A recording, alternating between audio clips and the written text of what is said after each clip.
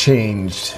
Many are waking up and seeing very clearly something like, well, this. How much influence does Israel have on our country? Israel's controlling our government. Israel controls us. Israel is in control of our government. The government of Israel controls the United States. Israel has run American foreign policy for 30 years. It feels like we're just owned by Israel.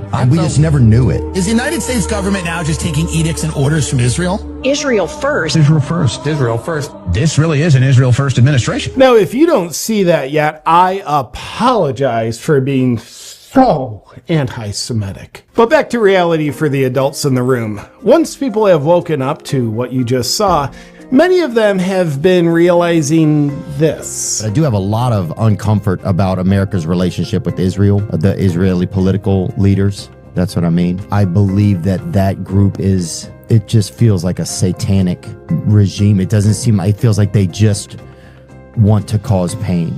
Yeah. Most of Trump's now former supporters feel betrayed by him and have withdrawn their support. Hell, even the director of national counterterrorism, Joe Kent, has just resigned because, as he says, I cannot in good conscience support the ongoing war in Iran.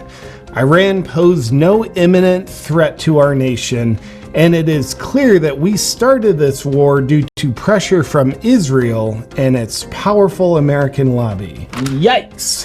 Just to be specific, the drastic change in Trump has him making enemies out of his supporters, outcasting true America First patriots, while he endorses politicians and influencers that nobody in his former base likes or trusts, as he escalates a massive war on behalf of Israel that he promised he would never start. It seems so insane based on what he ran on. I mean, this is why a lot of people feel betrayed, right? He ran on no more wars and these stupid, senseless wars, and then we have one that we can't even really clearly define why we did it. So in tonight's special Come to Jesus episode, we'll learn exactly what the hell is happening so you can make sense of the senseless and understand what changed with Trump and why.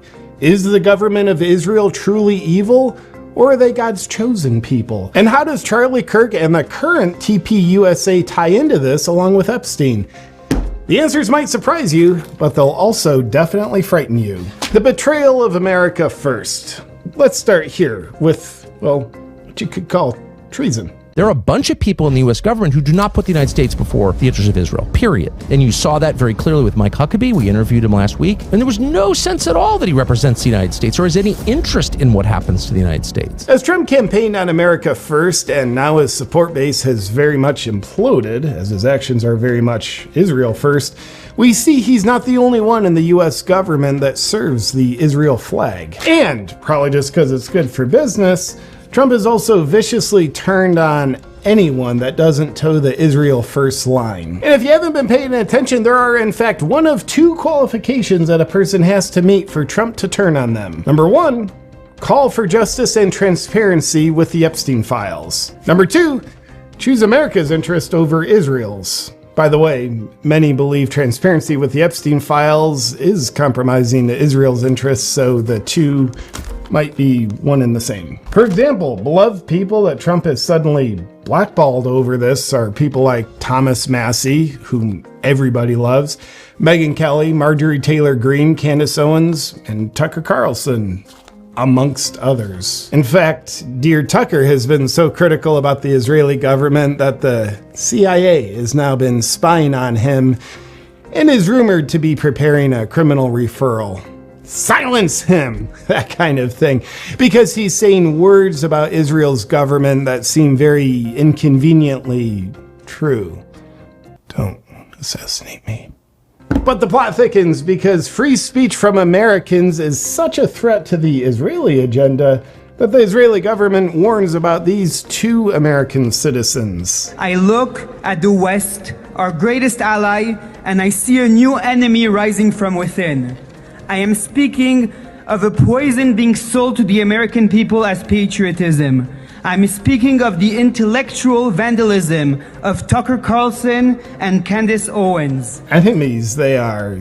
Patriotism to America is poison. He said those words out loud. It's kind of like the Israeli government is demanding that Americans stop supporting America. Trump blackballed those shining the light on Israel and Epstein. He's now all of a sudden backing people like the likes of Zionist Lindsey Graham. To all the anti-Semites, to all the isolationists, I don't forget it. I'm not with you. I'm with Israel. I will be with Israel to our dying day. They're the best ally we could hope for. That guy's gay. And in opposition to the most America First Congressman Thomas Massie, Trump is now backing this guy, who nobody likes and is heavily funded by Israel. Recently, when Trump held a rally for him in Kentucky, oddly enough, Thomas Massie's likelihood of winning the primary skyrocketed. Which, if you're not careful, tells you who Americans support. Fun fact, here's how much money Massie's received from the Israel Interest Lobby, which is $0, compared to Trump's candidate, which is $5.7 million. Hey, this all makes me want to puke. I literally feel sick right now. But even more disturbingly was this post Trump recently put out in a very awkward defense of Zionist Mark Levin, who's faced very fair criticism from basically all who used to support Trump. In it, Trump stated, anyone who doesn't support Mark Levin isn't MAGA. And as Mark Levin has the likability of a herpes outbreak, this was the final straw for many. People don't like herpes outbreaks. They don't like Mark Levin. Yeah, that's what I meant. And on top of that, in a very incestuous way, Trump is publicly supporting people who despised him. Up until his recent unexplained shift from America first to Israel first. Here's Trump's true thoughts on Lindsey Graham. This guy, Lindsey Graham, you have a guy, he's one of the dumbest human beings I've ever seen. Equally strange is Trump's glowing defense of Mark Levin, who has been on record saying he would never vote for Trump. Take a look. I am not voting for Donald Trump. Period. And Israel advocate Ben Shapiro had this stance on Trump. Shapiro even endorsed Ron DeSantis over Trump in the 2024 presidential race. And now all of a sudden, Trump is the bravest president ever, according to Ben. I've said it before, I'll say it again. The president right here is doing the bravest thing that I've ever seen an American president do when it comes to foreign policy. So what changed? Trump broke promises on the Epstein files to protect predators, promised no new wars, and now bows down to Israel and has America fighting a war on their behalf. But why? Before we get to that, just for funsies, who's left on the commentator and influencer front that supports Trump? Golly, not many people. But the ones that do either have a very outspoken Zionist agenda or a history of being involuntarily committed to a mental institution and continue to behave accordingly on Twitter. This is the type of person that supports what Trump is doing. Meanwhile, those who are clinically sane have withdrawn their support. Back to the question, why did all this change for Trump? The answer to that begins with Charlie Kirk. Charlie Kirk was amazingly influential over conservatives and was also terribly against the war in Iran. Make sure we don't go to war against Iran, which would be a profound mistake for our country. And before his death, it's been widely publicized that Charlie was withdrawing his support for Israel. And donors were fighting him on it. He was losing donors. And then Charlie was assassinated. Once that happened and Erika Kirk took over TPUSA to carry on Charlie's legacy, for some reason she didn't carry on Charlie's legacy with opposing a war with Iran, withdrawing Israel's support, or for Charlie's endorsement of Thomas Massie, one of his favorite congressmen. In fact, now, I guess as a way of carrying on Charlie's legacy, TPUSA labels Massie a rhino and endorses the Israel-funded guy that Trump is running against Massie. For Charlie. And let's keep being adults for a second. Because Charlie being dead is so helpful in paving the way for a war with Iran for Israel, Brett Weinstein recently said he thinks investigating Israel for Charlie's murder is warranted. Many in Trump's former base agree. The few that remain in his base, coincidentally, are offended by that suggestion, perhaps believing that Israel is the only government on the planet that's not capable of doing something sinister. Right. But real quick, back to Charlie's legacy that's being carried on by Erika Kirk and TPUSA, just in the opposite direction than Charlie carried it. Maybe they know what Charlie wanted better than Charlie did. Erika Kirk has faced heavy criticism for, at the very least, weird behavior by Trump's former base. According to this poll, 80% of people say, yes, something weird is going on with Erika Kirk. But oddly enough, for everyone in the pro-Israel crowd, criticizing Erika Kirk is despicable behavior. Off limits, is what we're told. They say she's just a grieving widow, and they defend her in support of Charlie's legacy. Oddly enough, those very people are opposed to Charlie's actual legacy when it comes to Israel and war with Iran. It's kind of weird because the message of their actions makes it look like they're using the name of Charlie Kirk to propagate an agenda that Charlie was strongly against. But they call you and I despicable. Meanwhile, now get this, everyone who has left the Trump camp or had Trump blackball them tends to have three things in common. 1, they call for justice with the Epstein files. 2, they're suspicious of Israel. 3, they think something weird is going on with Erika Kirk. While those that support the new Trump have three things in common as well. Number 1, they say we should just move on from the Epstein files. Number 2, they call for unwavering support of Israel. And number 3, they get outraged at any critical look of Erika Kirk. Golly, just seems like one of these groups is loyal to Trump at all costs, and it seems like the other group is loyal to truth at all costs. Now, before you can understand the whole picture, you have to understand the idea we must defend Israel. We're God's chosen people, so God wants us to. Well, not so fast. Spoiler alert, in the US we have separation of church and state, which prohibits the government from endorsing a religion, even if that religion is funding many people in government. Not to mention that going to war for religious reasons on behalf of another country to the detriment of our own, well, qualifies as treason. So there's that too. But more importantly, the very idea of Israel is God's chosen people, it's highly questionable and most likely just not true for two reasons. Number 1, the people in the state of Israel are not God's chosen people according to Christianity and the Bible, because traditional interpretations viewed Israel in the Bible to mean church, not people living in the literal state of Israel, which didn't exist until the late 1940s, thanks in part to the Rothschilds family. So the interpretation was people who go to church are God's chosen people. And that kind of makes sense. It wasn't until Zionist interpretations came along in the 1890s where they brought a new, suspiciously different interpretation. And the spread of Zionism was heavily supported by the Rothschilds family. They're great. Now, the second reason that people living in the literal state of Israel are God's chosen people doesn't pass a sniff test is, well, does genocide, burning children alive, and prisoner rape seem like something God's chosen people would do? Here's a former U.S. intel officer. For 1 year, I have watched Israel burn children alive. And 5 Israeli soldiers were caught sexually assaulting a male Palestinian prisoner. Is that something God's chosen people would actually do? Also, God is against sodomy.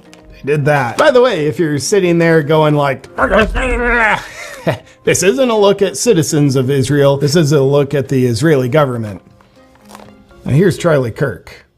But the fact is now Bibi and the Israeli hard-right government has a mandate, I gotta be careful the way I say this, they're gonna try to ethnically cleanse Gaza. Yep. I mean, I don't use that term lightly.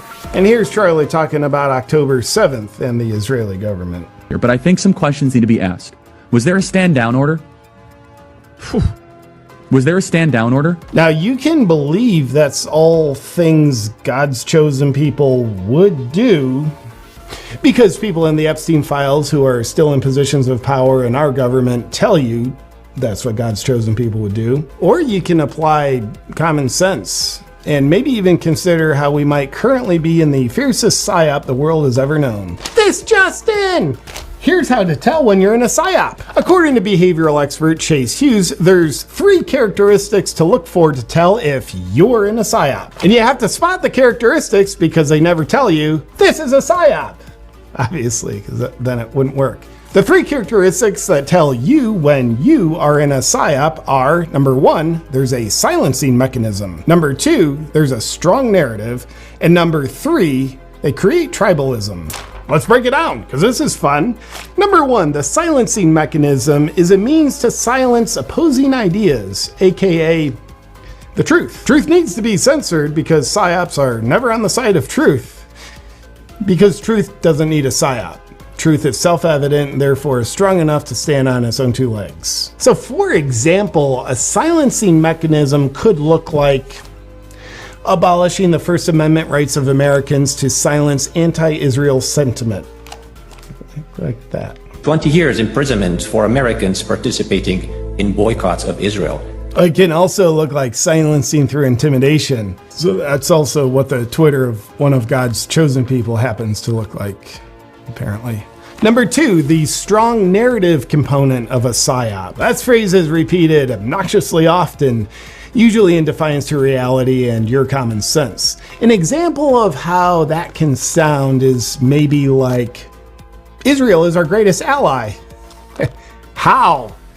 We're not taking questions right now. Number 3, the tribalism component of a psyop. This is beautiful, because this is meant to threaten your deep human need to have a sense of belonging. If you don't straighten up and fall in line, you're out of the tribe. An example of how that can look is, well, this.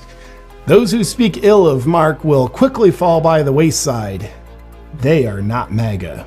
So, even though all the components of a psyop to perpetuate Israel's interests are present, assembled, and active here in America, I don't know if we're in a psyop. I mean, it's just really hard to tell. Now let's bring it home with this question. Does Israel control the US? Answer, no. It appears Zionism controls the US. And Zionism controls Israel. The demonic heart of Zionism seems to reside more in Israel, so on the surface, it very much looks like Israel controls the US. And that can explain why Trump has drastically changed and his support is vanished. But Israel and the US are just symptoms of a common thread, the political ideology of Zionism. A virus that's infiltrated and probably helped create the government of Israel, and now the US government is largely occupied by the same virus. For the record, that virus wasn't created in a lab. It was created in someplace worse. In conclusion, as you know, something has clearly happened.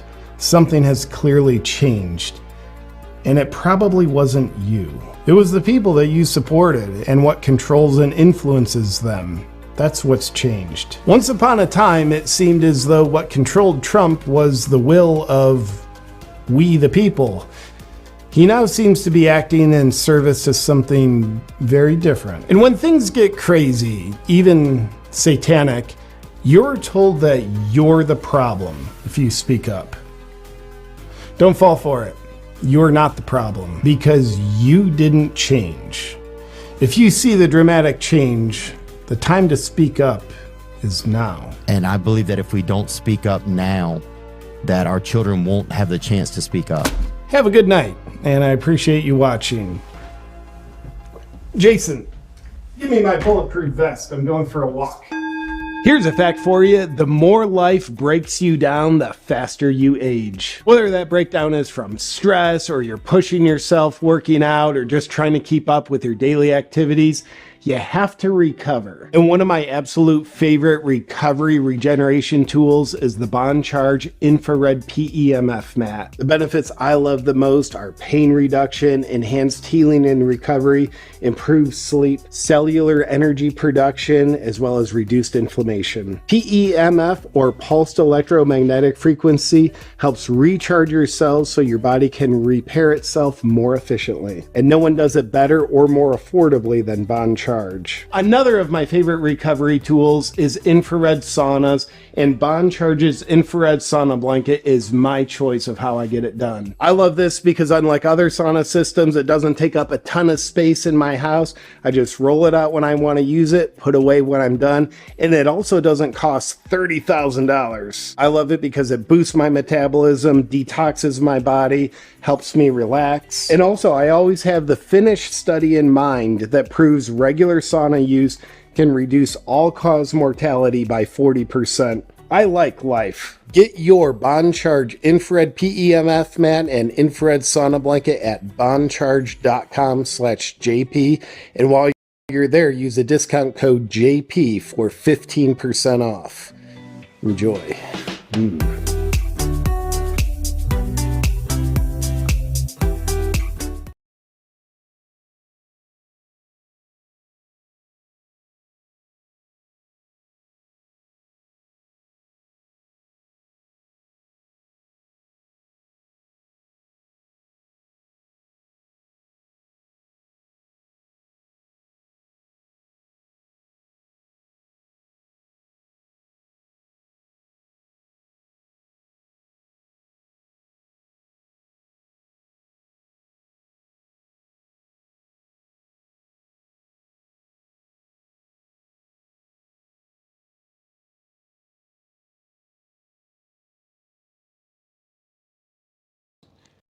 or rather to ensure a certain intelligence level or education level among those who respond to their scams. You understand what I mean? It's quite clever. You know, let me make this poor enough quality, my message poor enough quality that I can guarantee, so that I can guarantee that only the people who respond will be people who have no discernment, people who cannot distinguish quality from garbage. That's the people that you want.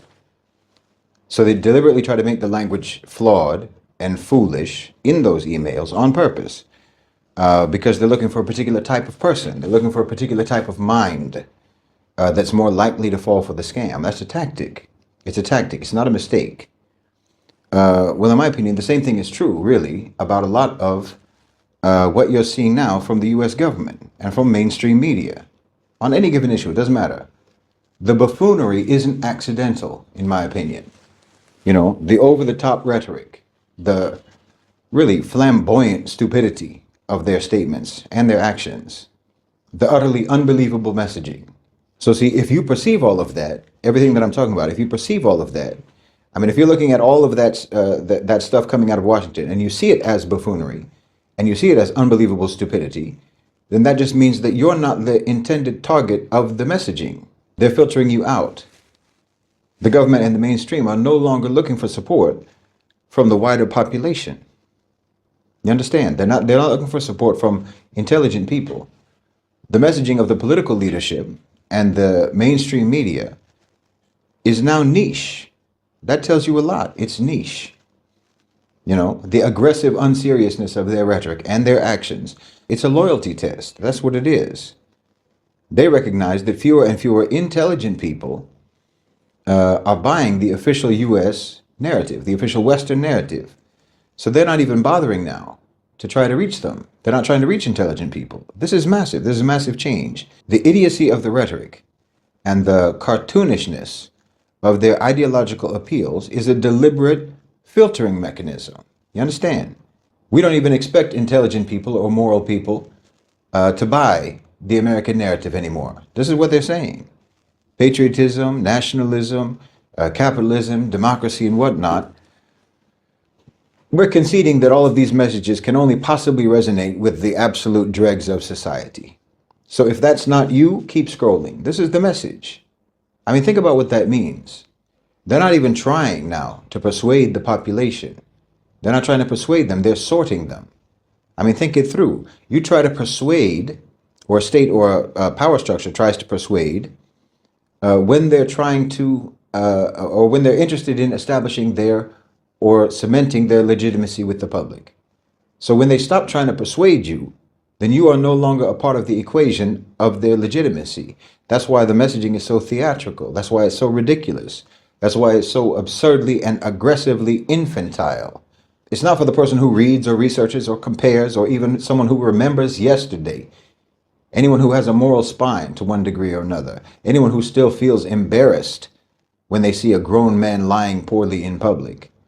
No, it's for the person who wants to be told what to feel, who wants membership, not truth. They're sorting for membership, who qualifies and who doesn't qualify.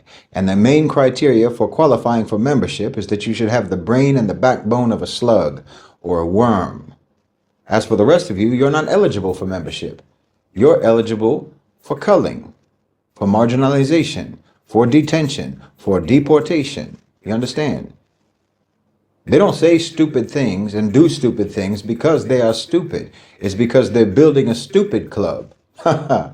Because America is not interested in developing domestically anymore. They're not interested in developing.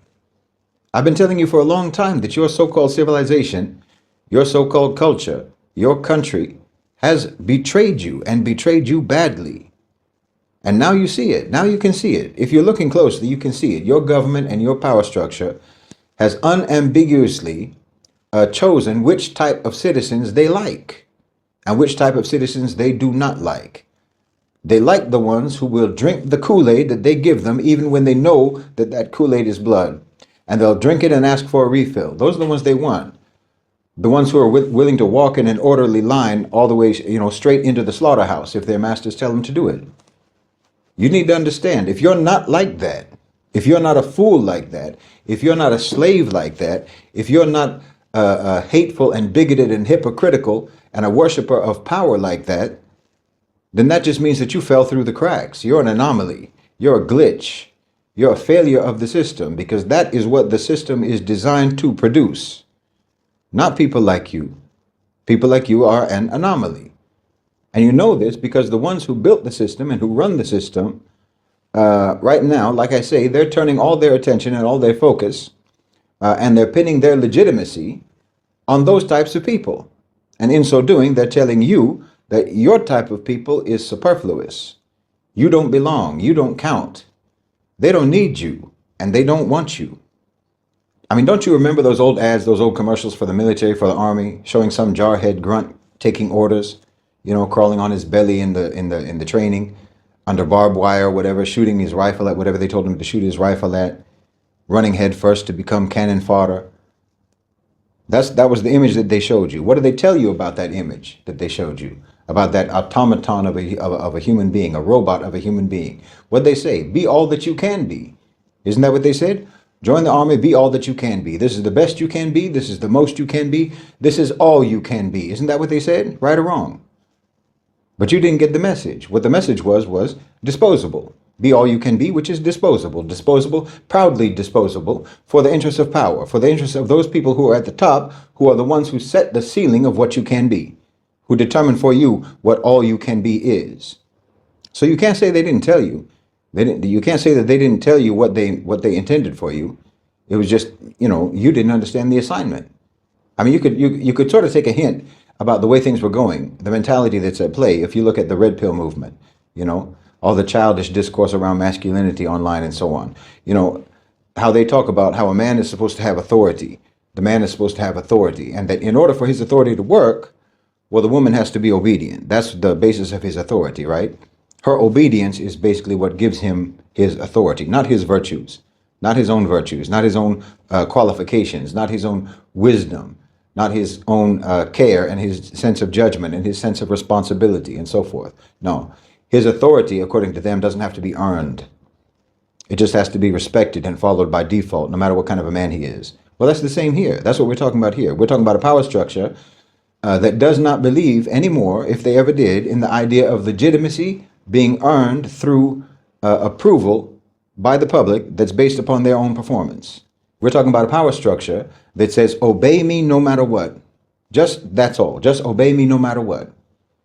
And that segment of the population that is the equivalent of the pick-me type, yes, absolutely, whatever you say, boss, right? Whatever you say goes. That's the type that they want. That's who they want. That's the population they want. And anyone and everyone else is a hater and will be dealt with as such. Oh, America is tired of pretending now. They're just tired of pretending. They don't want to explain or justify or convince anybody anymore. They just want to be obeyed. No questions asked. You get it? Everybody that used to help them write their press releases has moved on. You know, everyone that used to help them craft their narratives and whatnot, their spin doctors, their image consultants, you know, they all got better offers. They're all in Dubai. So no one's there now to put Uncle Sam's makeup on. You know, his speechwriter's all left and his teleprompter is broken. And so now Uncle Sam himself can't be bothered. He doesn't have the skills. Why did we attack Venezuela and kidnap the president? I don't know. Something about drugs, maybe. Airstrikes in Nigeria because something protecting Christians, whatever, probably something like this. I don't know. I can't be bothered. They're not even trying to sound serious now. So that means that they're playing to an audience that is so pathetically delusional and so pathetically and pathologically sycophantic that for them, America can do no wrong in their eyes. For them, America itself is the highest principle. And America does not have to even appear, doesn't even have to pretend to adhere to any principles itself.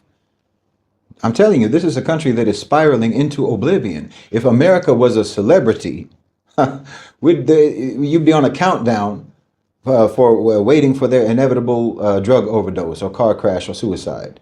They're in a tailspin. You know, it's like in those action movies where the bad guy is falling off a building and he keeps shooting all the way down. That's America. Listen, we're about to witness in our lifetime, in our children, our grandchildren's lifetime, the largest collective psychological awakening in human history.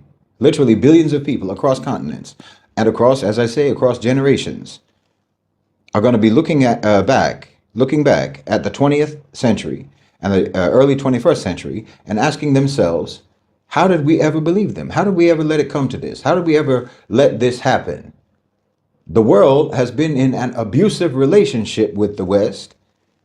And like every abuse survivor, we're going to go through the same painful stages of recovery, recognition, processing, rage, grief, and eventually, if we do the work, inshallah, healing and reconstruction. But it's going to take generations. Don't kid yourself. It's going to take generations. And it's going to be bitter. Yes, it is. Here's what you need to understand about abusive relationships. Because it's the same on a micro level and a macro level. The abuse itself is never the most devastating part. No. The most devastating part is the psychological system, the psychological habits that made you question your own reality during the course of that abuse, that makes you rationalize the abuser's behavior, that makes you complicit in your own subordination. You understand? And people around the world have been doing that literally for generations. As I've talked about many times, the West didn't just colonize our territory, they colonized our minds. And they built an entire narrative infrastructure to keep us colonized. You know, Stockholm Syndrome, gaslighting, rationalizations that have just gotten less and less plausible and less believable over time and experience over the course of increased pattern recognition. You know, first they told you, we invaded your country for your own good. We're bringing you civilization. This is about democracy. It's about freedom. It's about human rights, which was always accompanied by atrocities and torture and unspeakable human rights violations, and always no democracy whatsoever, you know, and the complete dismantling of the civilization that you had before they came, that existed before they came to tell you that they were there to civilize you. So then after that comes the lip service, the acknowledgement to one degree or another, but still trying to redirect blame, you know, saying, well, yes, okay, mistakes were made, but our intentions were good. It's complicated, right? Both sides share some responsibility in what went wrong. And then even when the good intentions can no longer be defended, then they say, okay, that was then, but we've learned and we've grown. We're different now. We've changed. Let's just move on forward together. Let's not talk about the past. And then the ultimate gaslighting comes right after that. Why do you keep bringing up the past? You're being divisive. You're preventing progress. We're trying to move forward, right? We're trying to move on. Do you see? At every stage, they shift responsibility and deny responsibility. At every stage, they try to control the narrative. At every stage, they try to make you feel like you're the problem, that you're the problem for noticing the pattern. Just like an abusive partner, just like an abusive spouse, just like in an abusive relationship. And to one degree or another, we accepted it. Our leaders had to cope with it. Our intellectuals, to one extent or another, were giving credence to their words over their actions, right? Trying to juggle between what they said and what they did, as if both were somehow equally true. You know, we were trying to figure out how we could possibly reconcile their actions with their with their words. Because the alternative for us, which would mean accepting that the dominant global power structure is fundamentally predatory and evil and will never voluntarily reform itself, well, that's too destabilizing to hold in your consciousness while you're still trying to survive in the world that they control. That's too difficult to come to terms with. So we tell ourselves, they really do love us. They really do mean good for us. They just have a temper. You know, they always feel bad when they assault us. Deep inside, they're good. You know, in their heart, they're good. Just like an abusive spouse. See, they built this whole infrastructure of rationalization inside our own societies, inside our own minds.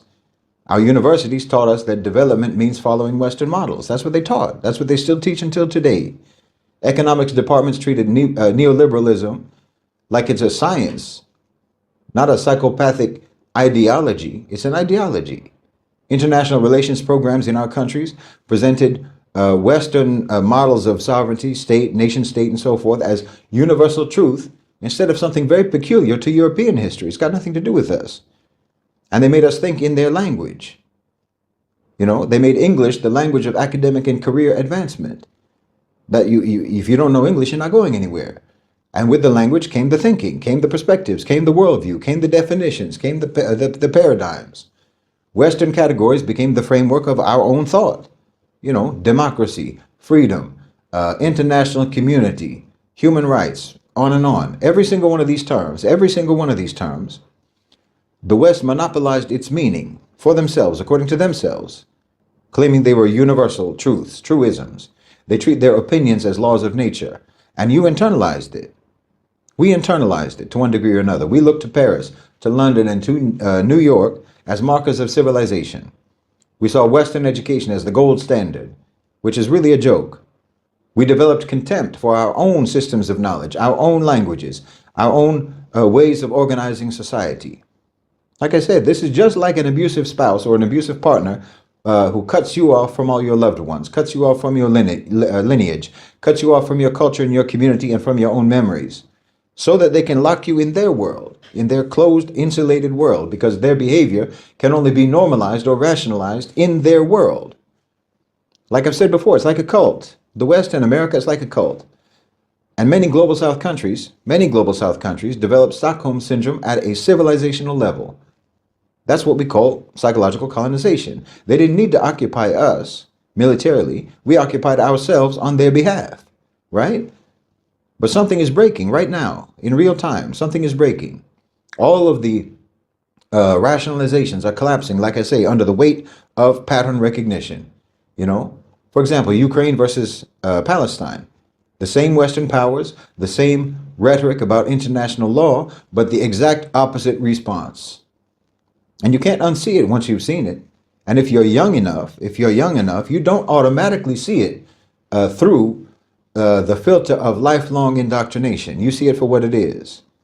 See, that's what I mean. For the last several years, the OCGFC have been prepping for the inevitable transition to the global South. So there's been much less emphasis on maintaining narrative control, monopolization of narrative control, and the manufacture of consent across the population.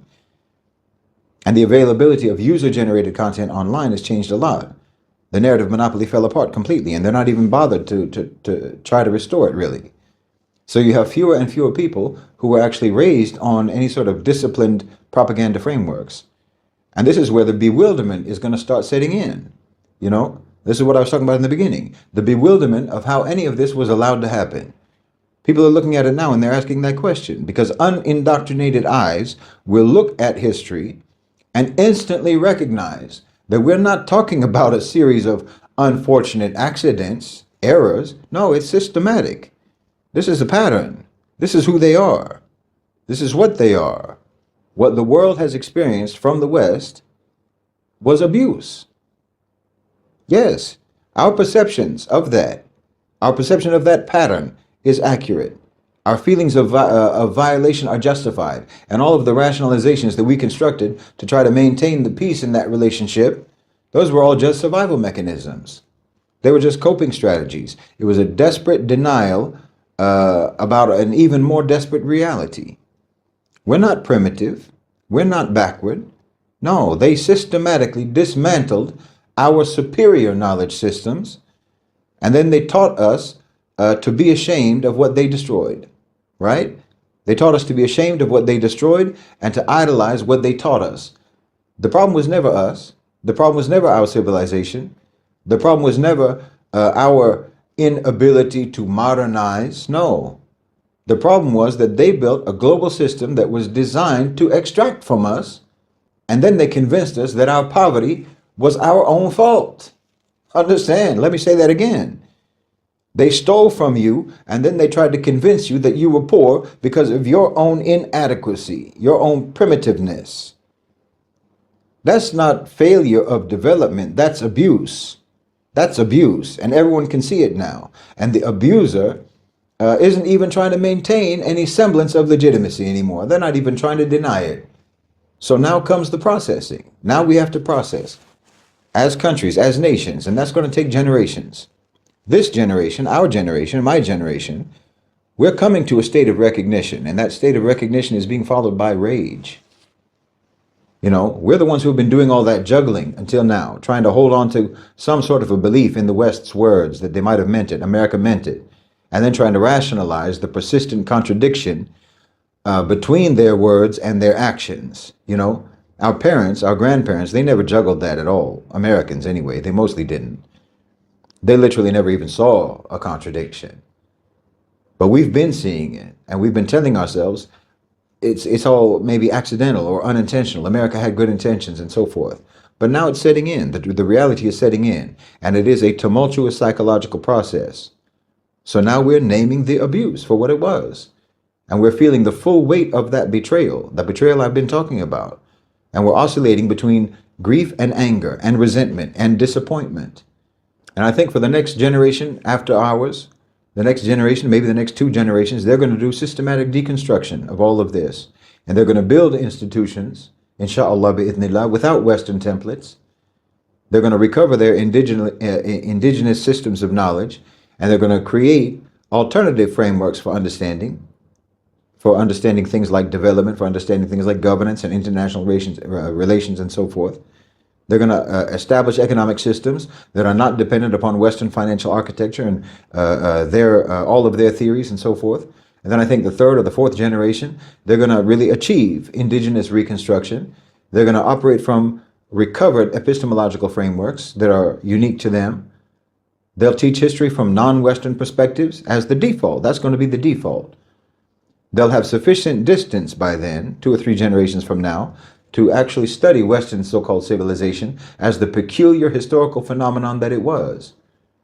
As one civilization among many, but that was distinguished primarily by its savagery, by its lying, and by its theft. And I think by the 5th or 6th generation and beyond, that's when you're going to have real post-colonial consciousness, inshallah. The West is going to be studied for its particular pathologies so that we can learn from that. Young people are going to be genuinely puzzled, wallahi, by how their great-grandparents could have ever been so psychologically subordinated and hypnotized. Indigenous frameworks will be lived reality by then, not a conscious recovery project. By 2100, when people look back at us, at this era, they're going to ask questions that will puzzle academics and puzzle scholars. You know, how did the entire world ever agree to accept American leadership after Hiroshima, after Vietnam, after Iraq, after Afghanistan? I mean, go further back. How did anyone accept your so-called moral leadership after you were responsible for inventing the lie that Africans, who were literally the first human beings on this planet, you invented the lie that they were subhuman and eligible for chattel slavery? And after entire nations, indigenous people were wiped out in North America, how did anyone ever take you seriously as moral actors? Truly, you're demented. Your history shows you're demented. Future historians are going to ask, future academics are going to ask, why did countries keep using a currency that was controlled by a nation that was running permanent trade deficits and printing money just to finance wars? Why did we use their currency? What made populations so vulnerable to such obvious manipulation? Why did the United Nations and the International Monetary Fund and the World Bank maintain any sort of legitimacy when they so clearly served Western interests exclusively? And the answers are going to be studied in the same way that we now study totalitarian propaganda. The sophistication of Western narrative control, I think, is probably going to end up being taught as the definitive case study in mass psychological manipulation and institutionally imposed mass psychosis. And yes, there's going to be some embarrassment. We're going to feel embarrassed. Abuse victims often do feel embarrassed.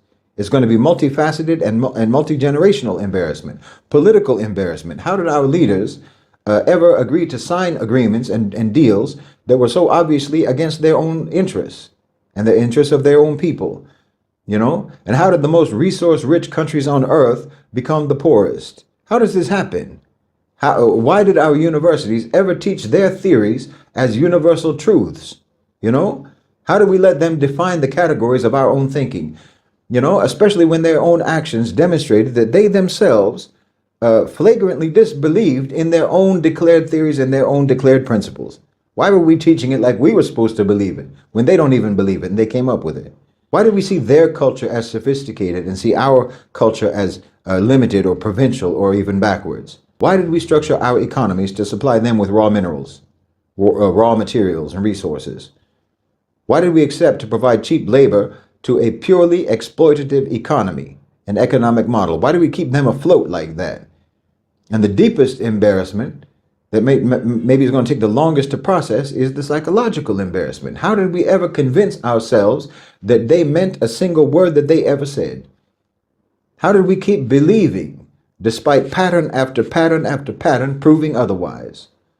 So yes, you also need to consider the resentment that's coming, because of course all of this embarrassment is inevitably going to turn into resentment and bitterness.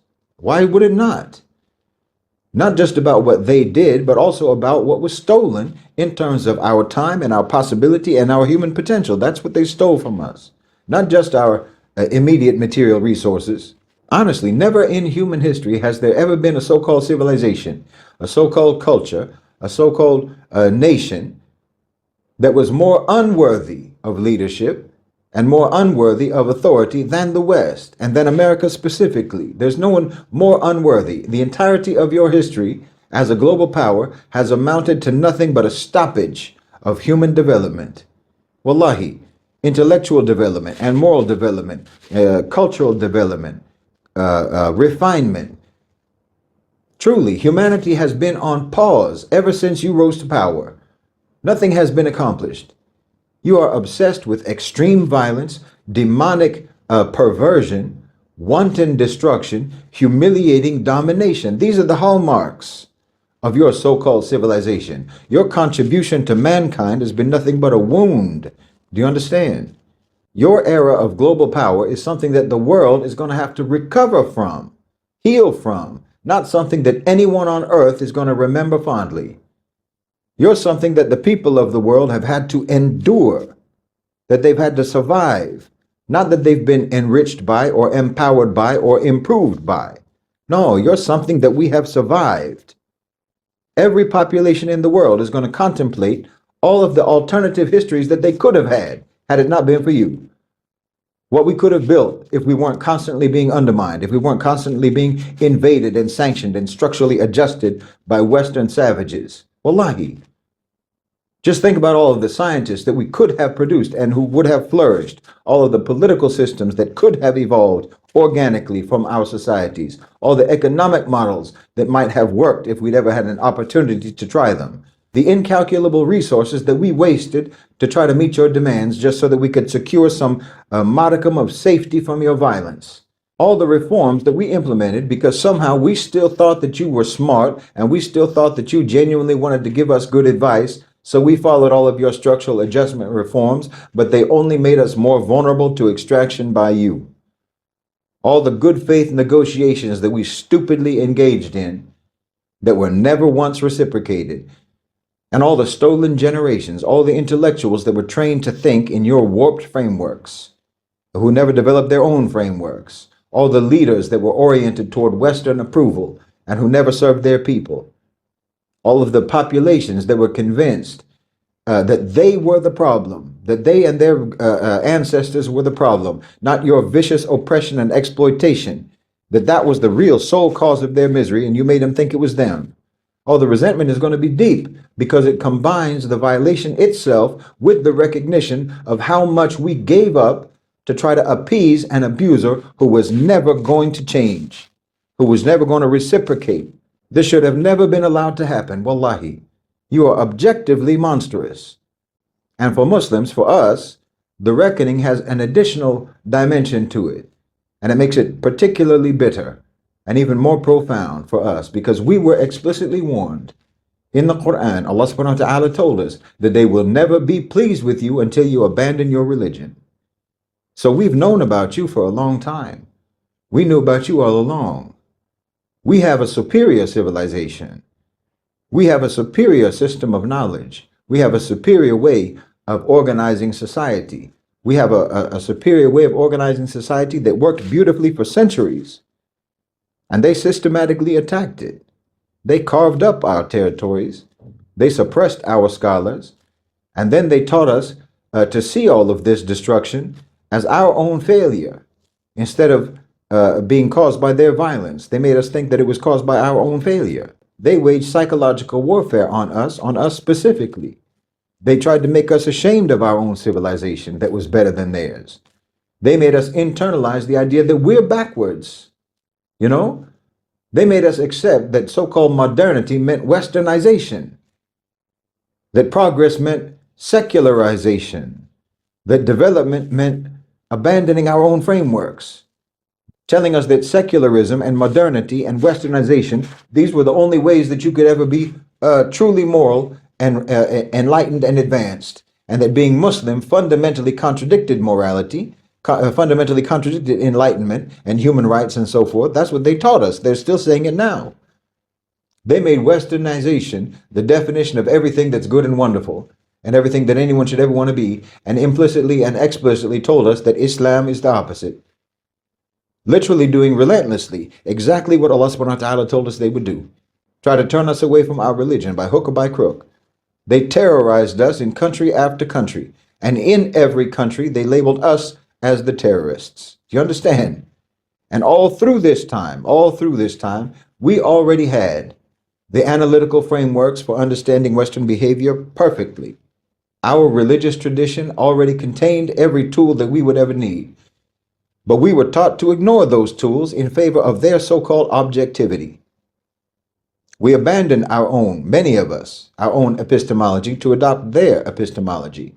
We sidelined the revelation of Allah subhanahu wa ta'ala in favor of secularism. We deprioritized divine guidance in favor of human speculation, conjecture, because they called it enlightenment.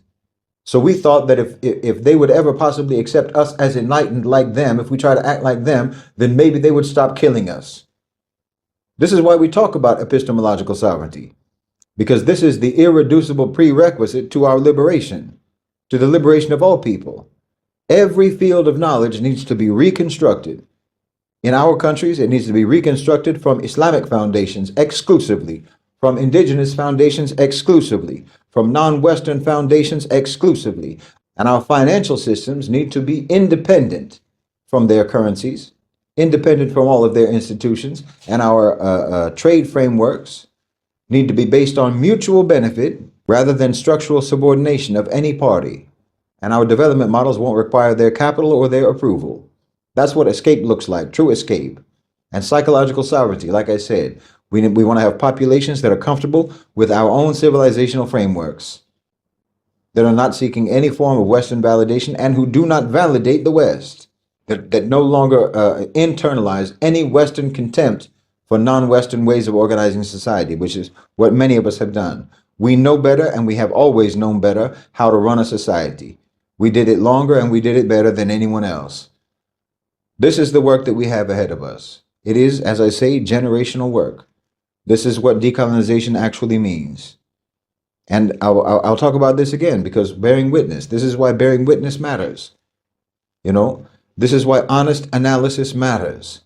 This is why we have to name what has happened, call it what it is. The abuse survivor needs someone to say, yes, what you have experienced was abuse. Your perception of that is accurate. Your feelings are completely justified. The rationalizations were never sincere and never true, and they only prolonged the abuse. And that's what we're doing. Inshallah, that's what Middle Nation is doing. That's what this work is. We're providing the analytical framework for populations to try to name what happened to them, to confirm that the abuse was systematic, and yes, to meticulously prosecute the abusers, because you can't heal. You can't heal from abuse that you haven't acknowledged or that you haven't understood. And you can't heal from it while the perpetrators still get to enjoy the so-called benefit of the doubt when there is no doubt whatsoever about what they have done and what it means about their permanent character.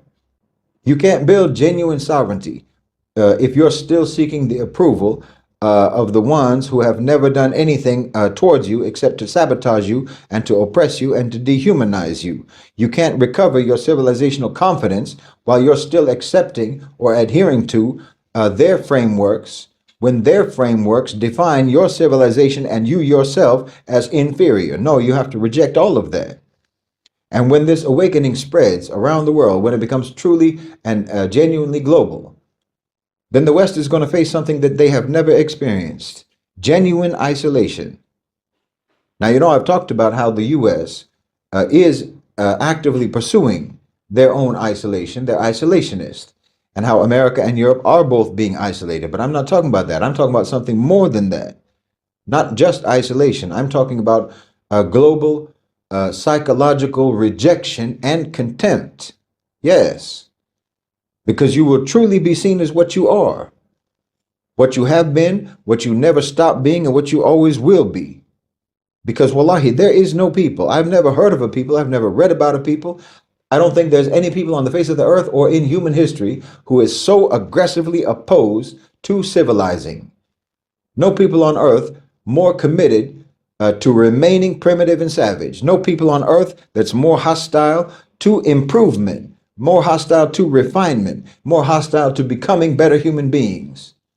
Primitivity and animalistic behaviors are absolutely the hill that you're determined to die on. Wallahi, no one is going to be able to drag you kicking and screaming into decency. You treat the better angels of your nature like intruders who have to be fought tooth and nail. You think conscience is a birth defect. Oh, your countries will still trade with your countries. We'll still maintain diplomatic relations with your countries because that's what civilized people do. We're not like you. You see, annihilation and genocide and war and killing, those are not options for us. But the psychological orientation of our people will have shifted permanently. It will have shifted fundamentally, and it will have shifted irreversibly. We're going to go from seeing the West as a model to emulate, the standard to be met, the authority to please. Then we're going to see you correctly as the malignant, ideologically inbred mad dog that you are. We will all know that you are bloodthirsty predators with no value system and no shame and no guilt and no remorse and no conscience. And we will handle you accordingly. You understand me? Their power was never just military or economic. Their power was psychological. And it was the power to define categories and set standards and determine legitimacy and so forth, and to monopolize the way morality is understood. When that system of psychological colonization breaks and the population just stops accepting Western authority to define reality, Western dominance ends. Regardless of their GDP or their military spending, it's irrelevant. And it is breaking right now in real time, like I said. Now, every time you do or say anything in the West, the whole world rolls its eyes. The contempt is becoming open. The psychological submission is ending. We're seeing it now. So understand what's coming. Understand what's coming. Understand the scope of it. Understand the generational nature of the healing that is going to be required. The recovery is going to take generations. We're going to spend generations just trying to process the abuse, just understanding the mechanisms, how it all worked, how it all happened, just recovering from the psychological damage. And we're going to be angry about what we lost, and we're going to grieve for all the time that we wasted trying to please them. But we're also going to rebuild, and we're going to recover, and we're going to recover our epistemological traditions, our epistemological sovereignty. We're going to reconstruct our economic systems. We're going to reclaim our psychological sovereignty. And our children's children are going to look back at this era right now, 2026. They're going to look back at this era at Western dominance, at American hegemony, at the entire post-colonial period, the entire period of Western ascendancy, and they're going to look at back the same way that we look at other historical atrocities, with horror at what was done, and with astonishment that anyone ever accepted it.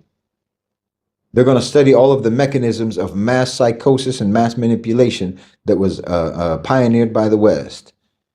They're going to analyze all the psychology of civilizational abuse that you pioneered.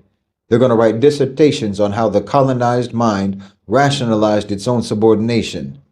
And they're going to ask, how did they ever believe them? That's the question that's coming. That's the reckoning that's inevitable. The only question is whether we start processing it now, we start naming it now, we start healing now, or whether we waste another generation making excuses for our abusers. We're breaking up with the West, and we're never going back. That's the awakening. That's the recalibration. That's the future. And by the end of this century, the entire world, the whole world, is going to be astonished that anyone, anywhere, ever listened to them at all.